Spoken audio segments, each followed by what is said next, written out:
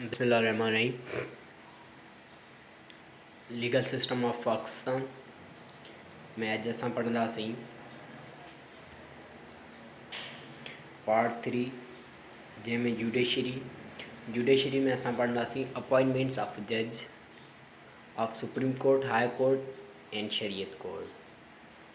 Supreme court जो पहिरियों असां इंट्रोडक्शन वठंदासीं। सुप्रीम कोर्ट आहे छा, या सुप्रीम कोर्ट जो असां ॿियो नालो चवंदासीं अपेक्स कोर्ट।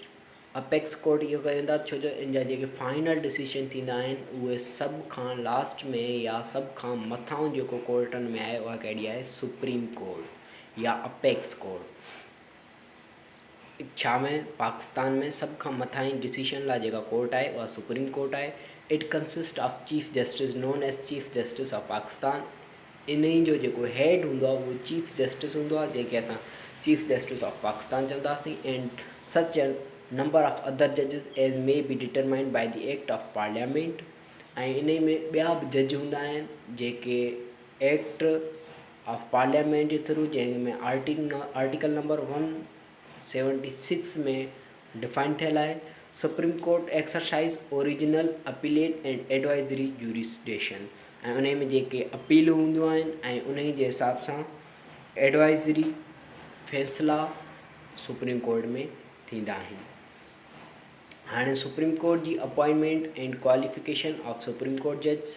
हाणे 18th and 19th amendment have amend to produce of appointment of judges of Supreme Court, High Courts and Federal State Court by the insertion of new Article 170A of as follows। 18 ऐं 19 amendment में article number 175A में इहो define कयो वियो त supreme court, high court and शरीयत court जा जेके अपॉइंटमेंट ऑफ जजिस एंड क्वालिफिकेशन जजिस जी छा हूंदी आहे। त हाणे 175A जंहिंमें छा आहे, सुप्रीम कोर्ट ऐं हाई कोर्ट एंड शरीयत कोर्ट जे अपॉइंटमेंट ऑफ जजिस जी, जंहिंमें 2 क्लास आहिनि, number 1 class and number 2 class. Number 1 class छा आहे, नंबर 1 क्लास आहे त जुडिशल कमीशन ऑफ पाकिस्तान जो जे बारे में, ठीकु आहे। ऐं नंबर 2 क्लास में छा आहे, जुडिशल कमीशन जा जेके मेंबर आहिनि उन्हनि जी लिस्ट आहे। इहे 2 शयूं लाज़मी नोट कनि, छो जो हाणे अॻिते class 1 and class 2 bar bar repeat थींदो। त क्लास 1 में छा आहे, 1 में आहे जुडिशल कमीशन ऑफ पाकिस्तान ऐं नंबर 2 आहे जुडिशल कमीशन ऑफ पाकिस्तान जा मेंबर, ठीकु आहे।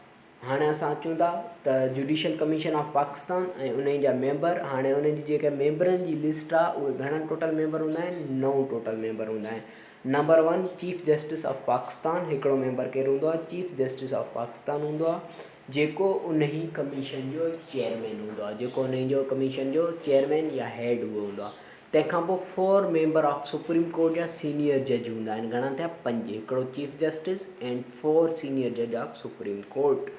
And member a former chief justice or former judge of supreme court of the nominated by the chief justice of Pakistan in consultation with the 4 member judges for the period of 2 years, ठीकु आहे। ऐं हिकिड़ो जज हूंदो उहो nominate कंदो केरु, chief justice of Pakistan, ऐं उन जो मुदो हूंदो उहो 2 years हूंदो। Member federal minister for law and justice, हिकिड़ो फेडरल मिनिस्टर हूंदो जेको लॉ एंड जस्टिस जो हूंदो। हिकिड़ो अटॉर्नी जनरल हूंदो ऑफ पाकिस्तान। अटॉर्नी जनरल असां छा खे चवंदासीं, अटॉर्नी जो मतिलबु इहो आहे त उहो लाज़मी नाहे कि वकील हुजे, छा उहो लाज़मी नाहे त हू वकील हुजे, पर हू एज अ नेसेसरी लायर थी थो सघे या लीगल एडवाइज़र ऑफ गवर्नमेंट, असां जंहिंखे चई सघूं था legal adviser of governor. Attorney general जो इहो कमु हूंदो आहे। ऐं तंहिंखां पोइ a senior advocate of supreme court of Pakistan nominate by the Pakistan bar council for the term of 2 years। ऐं हिकिड़ो सुप्रीम कोर्ट जो सीनियर एडवोकेट। हाणे घणा मेंबर थी विया, 9 मेंबर। नंबर पहिरियों chief justice of Pakistan, number 2 4 most senior जजिस मीन्स 5, ऐं member of attorney general 6 and federal minister 7 and advocate of supreme court 8 and chief justice J पारां हिकिड़ो जज हूंदो, उहो नॉमिनेट कयल हूंदो 9। त इहा जुडिशल कमीशन हूंदी आहे जेका मुश्तमिल हूंदी आहे 9 मेंबर्स ते। हाणे not with standing anything, not with standing जो आहे तंहिं बावजूदि का बि शइ क्लास 1 और class 2 the president shall appoint the most senior जज of the supreme court as the chief justice of Pakistan. का बि शइ जेकॾहिं नीडेड हूंदी क्लास 1 ऐं 2 में त प्रेसिडेंट ऑफ पाकिस्तान हूंदो, त उहो सीनियर जज ऑफ सुप्रीम कोर्ट जो एज अ चीफ जस्टिस या उन खे हैंडल करण लाइ अनाउंस करी सघे थो। उहो केरु कंदो? President of Pakistan. The commission may make rules regulating its procedure. हाणे जेका जुडिशल कमीशन आहे उन खे कीअं हैंडल कजे, कीअं हलाइजे, त उहा पंहिंजा रूल्स ऐं रेगुलेशन ठाहे सघे थी। हाणे इन ई में कंक्लूजन छा आहे? कंक्लूजन इहो आहे त form judicial commission of Pakistan जंहिंजा 9 मेंबर आहिनि ऐं chief justice is chairman of commission.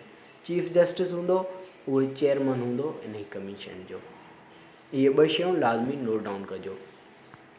तंहिंखां पोइ अपॉइंटमेंट ऑफ जजिस of high court. For appointment of जजिस of high court the commission in clause 2 means 9 member हु form the judicial commission of Pakistan which are already discuss. हाणे 9 member ऐं उन ई सां गॾु छा छा अपॉइंटमेंट ऑफ हाई कोर्ट जी नीडेड आहे, त उन ई में हिकिड़ा उहे 9 मेंबर थी विया। उन ई सां गॾोगॾु chief justice of high court, ठीकु आहे, एंड ॿियो उन ई सां गॾु सीनियर जज of high court and means in 9 उहे थी विया।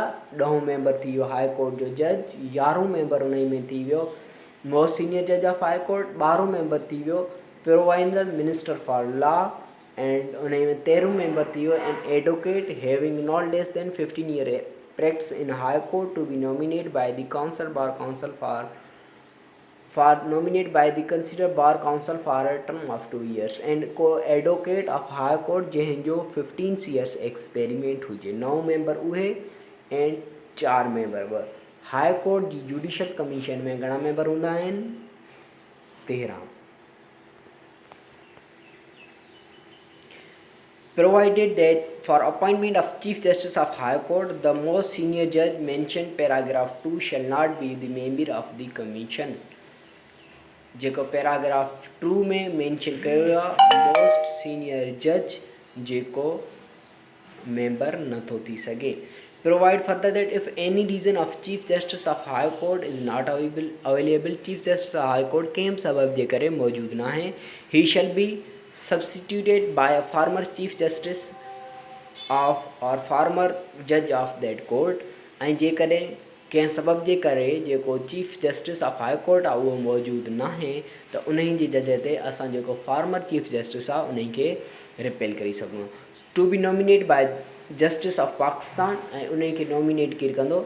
Justice of Pakistan with the 4 member जजिस of commission nominate in paragraph 2 of clause 2। जेको 4 जजिस आहिनि उन ई मां कंहिं हिक खे chief justice of high court करी सघे थो। अपॉइंटमेंट ऑफ जजिस of Islamabad high court. Islamabad high court जी आहे उन जी जजिस जी अपॉइंटमेंट कीअं थींदी आहे? क्लास 2 में जेके 9 मेंबर आहिनि जुडिशल कमीशन जा, उन ई सां गॾोगॾु ॿियो केरु हूंदो? Member chief justice of Islamabad high court. High court जो चीफ जस्टिस जेको इस्लामाबाद जो हूंदो उहो मेंबर द मोस्ट सीनियर जज ऑफ दैट हाई कोर्ट ऐं उन जी सीनियर जज जेको हूंदो उहो, ठीकु आहे। इन ई में 9 ऐं 2 11 जी एडिशन थींदी। हिन ई में छा हिकिड़ो जेको हाई कोर्ट जो पोइ वकील हो उन जी ज़रूरत न पवंदी एडवोकेट जी, एंड ॿियो प्राइमरी मिनिस्टर ऑफ लॉ जी प्रोवाइजनल मिनिस्टर ऑफ लॉ जी बि ज़रूरत न पवंदी। Provide that for the initial appointment of judges of Islamabad High Court, the Chief Justice and the Chief Justice of the 4 provisional High Court shall also be member of the commission। ऐं जेके 4 province आहिनि उन जा chief justice of high courts, जेके 4 high courts आहिनि Sindh, Punjab, Balochistan and Khyber Pakhtunkhwa, उन जा chief justice इन कमीशन में मेंबर हूंदा। Provide further that subject to the foregoing proviso in the case of appointment of Chief Justice of Islamabad High Court, the proviso to class 5 shall mutatis mutandis apply। त हाणे हिकिड़ो इन matter by mutants असां छा खे चवंदासीं necessary changes असां करे सघूं था इन में। ऐं प्रोवाइज जो मतिलबु आहे शर्त। त जेकॾहिं chief justice of Islamabad high court जो अपॉइंटमेंट कंदा त उन में कुझु शर्तूं ऐं कुझु चेंजिंगूं आणे सघूं था। अपॉइंटमेंट ऑफ जजिस of federal Shariat court. For appointment of जजिस federal Shariat court the commission in clause 2 shall also include of the chief justice of federal shariat court and the most senior judge of the that court as its member। ठीकु आहे, हिकिड़ो उन सां गॾु छा आहे already जेके जुडिशल कमीशन आहे ऐं उन सां गॾु फेडरल शरीयत कोर्ट जो chief justice and most senior जजिस of Shariat court means 9 × 11 members. and provide that the appointment of chief justice of federal shariat the proviso to class 5 shall mutants apply। ऐं इन ही में असां कंहिं शर्तनि जे हिसाब सां चेंजिंग करे सघूं था। जीअं असां Islamabad high court J appointment of जज लाइ कुझु चेंजिंगूं करे सघूं था, पर उहे कंडीशनूं या शर्तूं कुझु हुजनि उन्हनि जे ब्यास ते।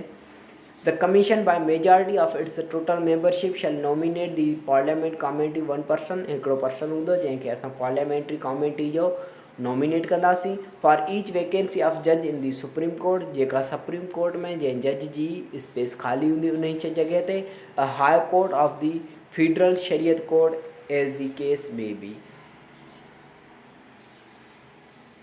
ऐं इन कंडीशन में इन हालात जे हिसाब सां असां जेको हिकिड़ो पर्सन पार्लियामेंट्री कमेटी जो सुप्रीम कोर्ट में ऐड करे सघूं था उहो हाई कोर्ट में बि असां करे सघूं था ऐं शरीयत कोर्ट लाइ बि असां करे सघूं था। तंहिंखां पोइ आहे the parliamentary committee hereinafter in this article referred to as the committee shall consist of the following 8 members namely. हाणे जेका पार्लियामेंट कमेटी हूंदी उहा 9 मेंबर्स ते कंस्टेंट हूंदी। उन में हिकिड़ो पर्सन हूंदो उहो असां सुप्रीम कोर्ट मोकिले सघूं था फॉर शरीयत कोर्ट ऐं हाई कोर्ट लाइ। ऐं उहा जेका पार्लियामेंट कमेटी हूंदी उहा 8 मेंबरनि ते कंस्टेंट हूंदी, जंहिंमें 4 मेंबर फ्रॉम सेनेट हूंदा, सेनेट में 4 मेंबर हूंदा ऐं 4 मेंबर फ्रॉम नेशनल असेंबली हूंदा। Provided when the national assembly is dissolve, जॾहिं नेशनल असेंबली डिज़ॉल्व थी वञे थी the total members of parliament committee shall consist of the members of the senate only mention in paragraph 1। ऐं हिन में जेका paragraph 1 में मेंशन थियल आहे जॾहिं नेशनल असेंबली डिज़ॉल्व थी वञे त बाक़ी जेके पार्लियामेंट्री कमेटी जा मेंबर हूंदा उहे सिर्फ़ु छा हूंदा सेनेट जा। छाकाणि सेनेट जो जेको टाइम पीरियड हूंदो आहे उहो 6 ईयर हूंदो आहे ऐं नेशनल असेंबली जो जेको टाइम पीरियड हूंदो आहे उहो 2 ईयर हूंदो आहे। त पाकिस्तान में जेको सिस्टम आहे उहो बाई कैमरल आहे। बाई कैमरल में सेनेट एंड छा चवनि नेशनल असेंबली हिकिड़ो upper house and lower house. Upper house आहे असांजो उहो सेनेट आहे ऐं लोअर हाउस आहे उहा नेशनल असेंबली आहे। ठीकु आहे। And the provisions of the article shall mutants apply. Mutants means उन में असां म्यूटेंट्स अप्लाई मीन्स असां उन में चेंजिंगूं आहिनि उहे करे सघूं था। नंबर 10 त हाणे असांखे इहा यादि रखणी आहे त जुडिशल कमीशन जा ऑफिशियल जेके मेंबर हूंदा आहिनि उहे 9 हूंदा आहिनि एंड पार्लियामेंट कमेटी जा ऑफिशियल मेंबर हूंदा आहिनि उहे 8 हूंदा आहिनि, जंहिंमें 4 हूंदा आहिनि सेनेट जा ऐं 4 हूंदा आहिनि नेशनल असेंबली जा। ठीकु आहे। Out of the 8 members of the committee 4 shall be from the treasury branch. 4 जेके हूंदा उहे ट्रेज़री ब्रांच मां हूंदा and 2 from each house and 4 from the opposition benches. ठीकु आहे। 2 फ्रॉम ईच हाउस, हिकिड़ो अपर हाउस मां एंड हिकिड़ो लोअर हाउस मां and 4 from the opposition benches 2 from each house and opposition benches मां 4 मेंबर हूंदा।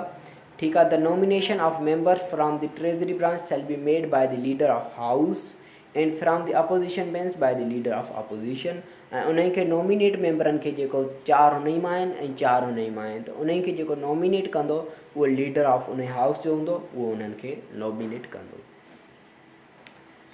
Secretary senate shall act as a secretary of the committee ऐं जेको सेक्रेटरी हूंदो उहो सेनेट जो सेक्रेटरी ऑफ कमेटी जो एज अ एक्ट कंदो।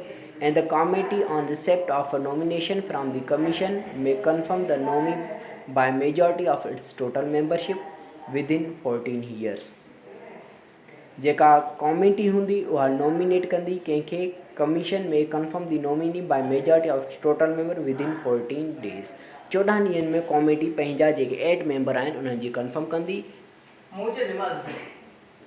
and filling with the commission nominate will be deemed to have been confirmed ऐं असां उन खे सम्झांसि त भाउ हाणे ही 8 मेंबर आहिनि इहे कंफर्म वारा आहिनि provide that the committee for the reason to be recorded ऐं उन्हनि जा जेके सबब आहिनि उन्हनि खे असां नोटेड कंदासीं ही 8 मेंबर छो ऐं छा जे ब्याज ते खणिया विया आहिनि may not confirm the nomination by 3/4 majority of total member within the said period थी सघे थो शायदि 3/4 मेंबर आहिनि उहे असां उन्हनि जी कंफर्मेशन नथा करी सघूं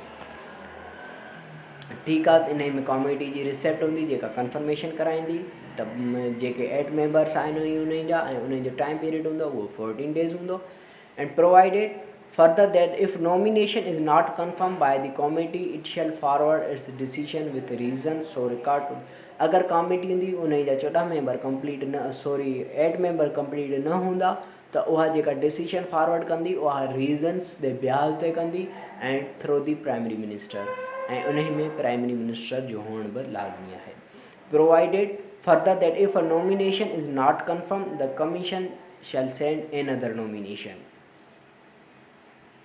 अगर नॉमिनेशन या उन्हनि जी जेका असांजा मेंबर एंड कॉमेटी थिया उन जेकॾहिं कंफर्म न आहिनि त कमीशन शैल सेंड एनदर नॉमिनेशन त उन्हनि जे हंधि ॿिया जेके हूंदा उन्हनि खे असां सिलेक्ट करे सघूं था the committee shall send the name of nominee confirm by or deemed to have been confirmed to the Prime Minister, so he shall follow the same the President for appointment.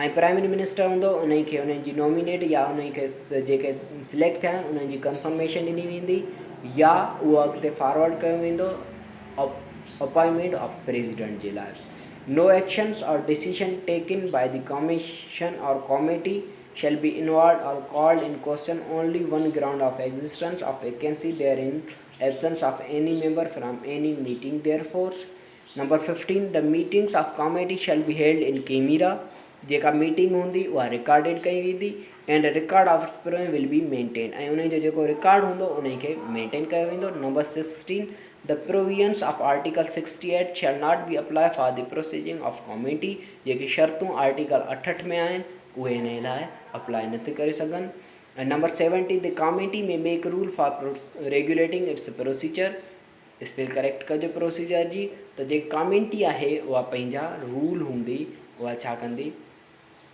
ठाही सघे थी इहो असांजो appointment of जजिस of supreme court high court and federal court उन में judicial commission ठहंदी आहे जुडिशल कमीशन में 9 मेंबर हूंदा आहिनि एंड उन खां अलावा जेका पार्लियामेंट्री कमेटी हूंदी आहे उन में 8 मेंबर हूंदा आहिनि जंहिंमें सेनेट जा हूंदा आहिनि 4 ऐं 4 हूंदा आहिनि नेशनल असेंबली जा ठीकु आहे इहो हो अपॉइंटमेंट ऑफ जजिस Thank you to everyone.